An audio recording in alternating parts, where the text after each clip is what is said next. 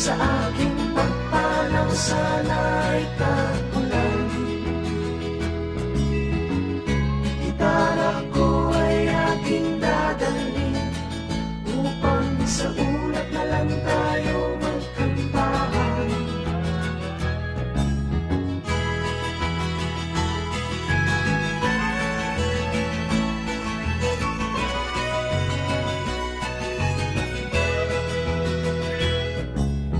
Ang mga batang ngayon lang sinilang, may hangin pa kayang matitikman.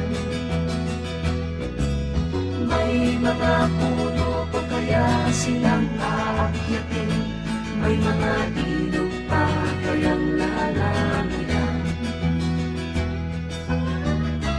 Bakit di natin pag-isipan ang nangyayari sa ating kapaligiran?